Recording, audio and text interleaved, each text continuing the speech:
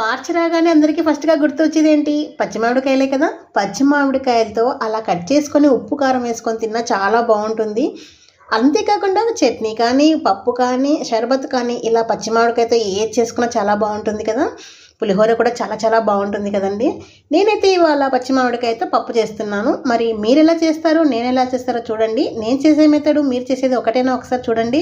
ముందుగా కుక్కర్లో కందిపప్పు అయితే నానబెట్టేసుకున్నాను. పప్పు చేసే ముందు కంపల్సరీగా 1/2 అవర్ నానబెట్టుకోండి, చాలాసార్లు చెప్పాను కదా. ఇందులోకి పచ్చి మామిడికాయలు పైన చెక్కు తీసేసి సన్నగా కట్ చేసి యాడ్ చేసుకుంటున్నాను. ఇందులోకి 1/2 టీ స్పూన్ పసుపు, పెద్ద ముక్కలుగా కట్ చేసుకున్న ఒక ఉల్లిపాయ, 5-6 వెల్లుల్లి రెబ్బలు, ఒక్క టమోటా వేసుకోండి. కొంతమంది టమోటా వేయరంట, కానీ ఒక్క టమోటా వేసుకుంటే టేస్ట్ నిజంగా చాలా బాగుంటుంది. ఒకసారి ట్రై చేయండి మీరు కూడా. 1 టీ స్పూన్ కారం, మీ రుచికి సరిపడా కారం యాడ్ చేసేసుకోండి. స్టవ్ ఆన్ చేసి స్టవ్ మీద పెట్టేసుకొని కుక్కర్ మూత పెట్టేసుకొని 3 విజిల్స్ వచ్చేంత వరకు ఉడికించుకోవాలి.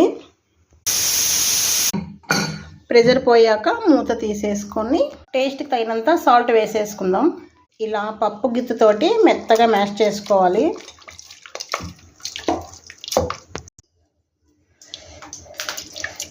మెత్తగా అయిపోయింది కదా. ఇప్పుడు దీనికి పోపు పెట్టేసుకుందాం.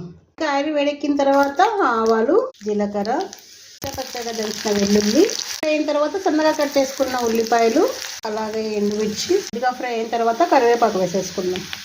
పోపు ఇలా ఎర్రగా వేగిన తర్వాత పప్పులోకి వేసేసుకుందాం. స్టవ్ ఆఫ్ చేసి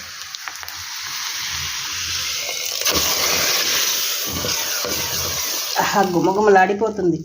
గుమగుమలాడే మామిడికాయ పప్పు రెడీ. మరి ఈ మామిడికాయ పప్పు మీరు ఎలా తయారు చేస్తారో కమెంట్ రూపంలో షేర్ చేయండి. మామిడికాయ పప్పు వేడివేడి అన్నంలో వేసుకొని నెయ్యి వేసుకొని అప్పడాలు పెట్టుకొని తింటే సూపర్గా ఉంటుంది కదా. నచ్చితే లైక్ చేసి షేర్ చేయండి. Thank you for the watching.